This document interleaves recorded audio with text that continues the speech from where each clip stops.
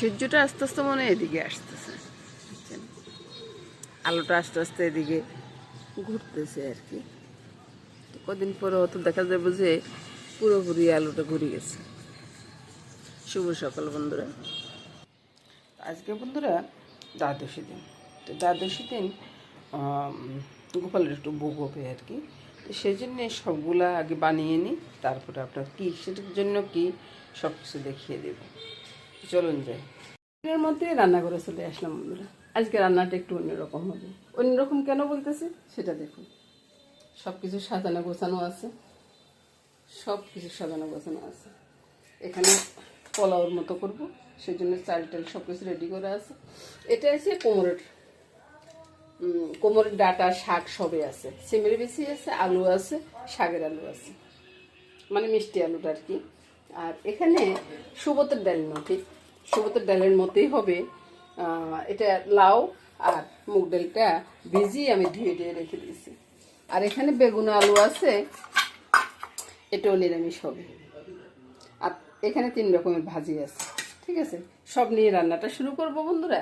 তো রান্নাটা দেখতে থাকুন বন্ধুরা। আপনারা যদি রান্নাটা না দেখেন তাহলে কে দেখবে বন্ধুরা? রান্নাটা দেখে একটু লাইক কমেন্টস করুন। লাইক কমেন্টস করলে তো আমার একটু ভালো লাগে, রান্না করতে উৎসাহটা বেড়ে যায় বলুন। আর যেটা বলতেছিলাম, কেন এই নিরামিষ আয়োজন? আজকে গোপালের ভোগ আছে না, কালকে না একাদশী গেল, আজকে গোপালের একটু ভোগ আছে। আর সামনে আছে শিব চতুর্দশী, অনবরত নিরামিষ চলবে 2-3 দিন, বুঝতেছেন? তো এই নিরামিষ রান্নাটাই দেখাবো আর কি। তো দেখতে থাকুন বন্ধুরা পুরো ভিডিওটা। তো বন্ধুরা 2 দিকে আমি তেলটা দিয়ে দিচ্ছি। ওইটা মনে করছি পরে ফোড়ন করব, এখন চিন্তা করলাম না একসাথে ফোড়ন করে বসিয়ে দিই, আমার কাজের একটু সুবিধা হয়ে যাবে আর কি। তো 2 দিকে তেলটা দিয়ে দিলাম। তেলটা গরম হয়ে যায়, তারপরে দেখাচ্ছি। 2টা জিনিস ফোড়ন করবো, 2টা জিনিসে আমি 5 ফোড়ন, তেজপাতা, শুকনো লঙ্কা 2টে সব কিছু যাবে। ওই জন্যে সব কিছু একসাথে বসিয়ে দিচ্ছি। এখানেও 5 ফোড়নটা দিয়ে দিলাম, এখানেও 5 ফোড়নটা দিয়ে দিলাম। 5 ফোড়নটা ফুটার একটু অপেক্ষা করতে হবে। তারপরে এদিকে দিয়ে দিচ্ছি আমি আলুগুলা, পরে দিব। কারণ হচ্ছে কি, একসাথে আমি দিতে গেলে হচ্ছে না। আর এদিকে আদাটা দিয়ে দিলাম, আদা দিয়ে লাউগুলো ছেড়ে দেবো।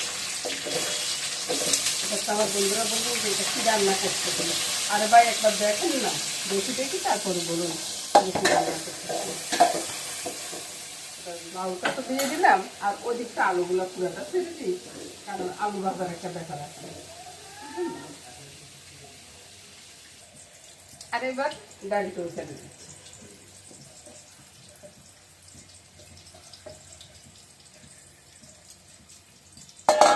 নুন হলুদের ব্যাপার আছে।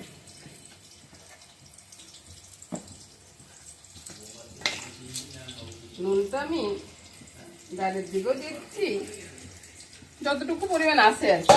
আবার এখানে শাকও দিয়ে দিচ্ছি, বুঝলেন? 2টা একসাথে হয়ে যাচ্ছে। আমার মতো কাজ করবেন, দেখবেন যে খুব তাড়াতাড়ি করতে পারতেছেন। হলুদটাও দিয়ে দিলাম এখানে, তারপরে এখানেও হলুদটা দিয়ে দিলাম।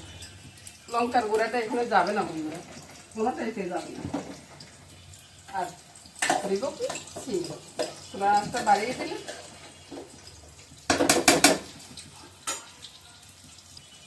এবার তো বন্ধুরা বলবেন যে সব তরকারিতে চিনি দেন কেন? ভাই চিনি সবসময় যদি একটু চিনি না দেন না, ভালো লাগে না, বুঝছেন না? এই তরকারিটার ভিতরে একটু বেশি যাবে চিনি, ডাইলে একটু কম দিলাম।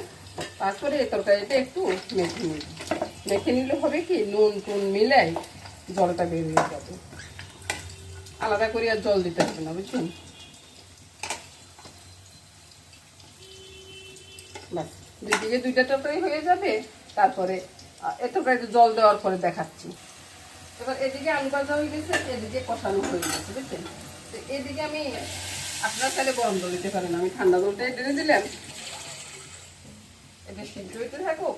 আর এদিকে আমি এই যে কুমড়া পাতা ডাটা যা আছে সব দিয়ে দিলাম। তবে একটা জিনিস দেখেনি এখনো, একটা জিনিস দেখানোর বাকি রয়েছে। কি দেখেনি সেটা দেখি। এই যে লঙ্কাটা আছে না, লঙ্কাটা তুলে দেখছি। এটা কিন্তু বেশি জাল হলে ভালো লাগবে না, গোবিন্দের একটু পছন্দ কম হবে আর কি। আর এবার এদিকে ঢাকা দিয়ে রাখবো, ঢাকা দিয়ে চুলা আঁচটা কমিয়ে দিব, এদিকে লাউগুলা উঠিয়ে রাখবো। বুঝলেন তো ব্যাপারটা? এবার মনে হয় ব্যাপারটা আমার বন্ধুরা বুঝতে পারছেন যে ডালটা কিসের হবে, তাই না? এটা ডালটা উঠে রাখি দিলাম, এটা ঢাকা দিয়ে রাখবো।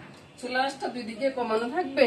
এটা হয়ে গেলে মানে যখন সিদ্ধ হয়ে যাবে তখন আপনাদেরকে দেখাবো কি কালার হয়েছে বা কেমন হয়েছে। বন্ধুরা দুই দিকে ঢাকাটা যাবে, এটা একবারে ইয়ে হয়ে গেছে, প্রায় হওয়ার পথে। আর এদিকেও ডালটা একবারে সিদ্ধ হয়ে একবারে ইয়ে হয়ে গেছে। এদিকে আমি একটু ধনিয়া জিরার গুঁড়াটা দিয়ে দিচ্ছি, আর এদিকে আমি লাউগুলা ছুটে দিচ্ছি, বুঝলেন তো? আর এটা ওই যে ঘুটানাটা করা বা কোনো কিছু কোনো প্রয়োজন নেই, এটা এভাবে থাকবে। আর লাউটা আর একটু সিদ্ধ হবে তো, হয়তো হইতে ডালটা আর একটু ইয়ে হয়ে যাবে। আর এদিকে একটু নেড়ে ছেড়ে ঘন করে দিব। আর ধনিয়া জিরার গুঁড়াটা দিলাম, ওটা কিন্তু টালা ধনিয়া জিরার গুঁড়া, বুঝছেন? আপনারা সেই কাঁচাটা মনে করবেন না, আমি তেলে তারপর ধনিয়া জিরার গুঁড়াটা করছি আর কি। এবার আলুগুলাকে একটু ম্যাশ করে দিচ্ছি, একবারে সব কিছু একটু ম্যাশ করে দিচ্ছি। ম্যাশ করে দিয়ে একটু জল দিব, সাথে দিয়ে দিব ওই যে লঙ্কা তুলে রাখলাম, লঙ্কাটা। আর বেশি জল দিব না, এটা একটু থকথকে টাইপের হবে আর কি। একবারে ঝোলও না, আবার একেবারে ইয়েও না, ওরকমই হবে। আর পোলাটা এভাবে একবার করে দেখবেন, করে দেখবেন, দেখে আমাকে বলবেন। এটা আমার শ্বশুরবাড়ির রান্না। আমার শ্বশুরেরা কিন্তু এটা এই রান্নাটা খুব ভালো করতো। এদিকটাও মোটামুটি রান্নাটা করে যাবে, বুঝলেন? যে আমি কি করবো, একটু ধনিয়া পাতা দিব, ধনিয়া পাতাটা সরিয়ে দিলাম, আর একটু কাঁচা লঙ্কা।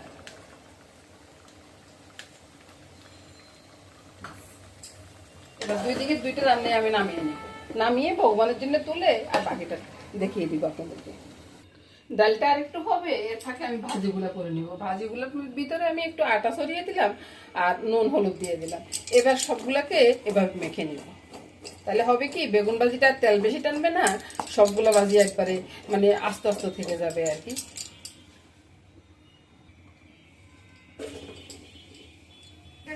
এবার বন্ধুরা ডালটা হয়ে গেছে, ডালটা তুলে নিব। দেখলেন তো ডালটা? এবার বন্ধুরা ওইদিকে পোলাওটা বসিয়ে দিচ্ছি। পোলাও আমার আমি সবসময় বলি যে পোলাওটা আমি খুব সাধারণভাবে করি। এই যে তেলের উপরে আমি ওই আলু আর গাজরটা দিয়ে দিলাম, এগুলো একটু ভাজা ভাজা হয়ে যাক, তারপরে বাকি সবগুলো দিয়ে দিলাম। এবারে সব যে দিছি তা না। এবার এই দিকটা দেখুন, নুন, চিনি, দারচিনি, এলাচি, তেজপাতা যা আছে সব এখানে আছে। সবগুলো একসাথে ছেড়ে দিলাম, একসাথে ছেড়ে দিয়ে এদিকে ভাজিগুলো হয়ে যাচ্ছে, ভাজিগুলো তুলে নিব। বুঝছেন? এভাবে কাজ করলে না কাজগুলো অনেক তাড়াতাড়ি হয়ে যায়। এবার পোলাও জলটা ফেলে দিচ্ছি। জল আমি ঠান্ডা জলে দিচ্ছি, আপনারা চাইলে গরম জল দিতে পারেন। আর আমি এত মাপজোপ করি না বন্ধুরা, যখন হয় ভগবানের ইচ্ছা সবকিছু হয়ে যাবে ঠিকঠাক, হয়ে যায়। এবার ঢাকাটা দিয়ে রাখবো, ঢাকা নিয়ে চলতে পারে। বলক আসলে ঢাকাটা তুলে নিব। বেগুন ভাজিটাও হয়ে গেছে, বেগুন ভাজিটা তুলে নিচ্ছি। ওইদিকে পোলাওর দিকে বলক চলে আসছে, ঢাকাটা তুলে দিলাম। এদিকে মেথি ফোড়নটা দিয়ে আলু বেগুনটা রান্না করবো আর কি। তো আলুগুলো ছেড়ে দিই, মেথি ফুড়ার কোনো দরকার পড়ে না। মামনি, এই মাছ ঠাকুর করতে নেই, ওই যে আমরা যে করছি যে ওই ঘিটা নিয়ে আসো, একটু ঘি ছড়িয়ে দিব, একটু ঘি ছড়িয়ে দিব। নিজের করা ঘি, এটা সেন্টে আলাদা।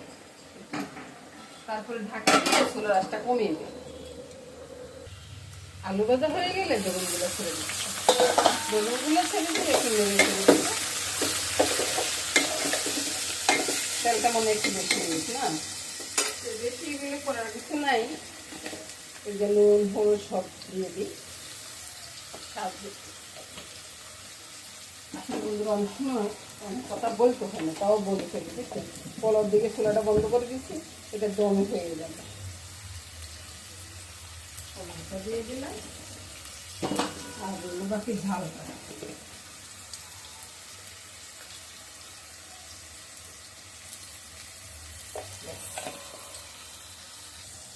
একটু কালো গোলমরিচ, আপনারা চাইলে দিতে পারেন, না তাহলে না দিতে পারেন। 1 চা চামচের মতো চিনি। সব দিয়ে নেড়ে ছেড়ে এবার এদিকে কোনো কথা বলো না, এদিকে ঠাকুরের পাক হচ্ছে, ভগবানের জন্য পাক করতেছি, এদিকে কোনো কথা হবে না, ঠিক আছে? তারপর ঢাকাটা দিয়ে দিব। আর এদিকে আমি পাশের থালটা দিয়ে ঢাকা দিয়ে রাখি। বেগুনটা কষানো হয়ে গেছে, জলটা দিয়ে দিচ্ছি। জল বেশি একবারে বাড়াবাড়ি দিব না, অল্প একটু জল দেবো। তারপর ধনে পাতাটা দিয়ে দিব। ধনে পাতা দিয়ে বলগাছটা নামিয়ে নেব। নামানোর পরে সব কিছু দেখিয়ে দিচ্ছি। আচ্ছা বন্ধুরা, কাঁচা লঙ্কাটা দেওয়ার সময় মনে আপনাদেরকে দেখায়নি না, ওইটা দেখানোর এমন কিছু মনে করিনি, তাই দেখায়নি আর কি। ধনে পাতাটা দিয়ে নেড়ে ছেড়ে এবার নামিয়ে নেব। এবার বন্ধুরা সব রান্না হয়ে গেছে, ভগবানের জন্য সব কিছু আলাদা করা আছে, বাকিটা এখানে আছে। তো এ নিয়ে বন্ধুরা রান্না বান্না শেষ করলাম। নমস্কার বন্ধুরা, সবাই ভালো থাকুন, সুস্থ থাকুন, সুন্দর থাকুন বন্ধুরা। আগামী দিন আবার দেখা হবে। শ্রী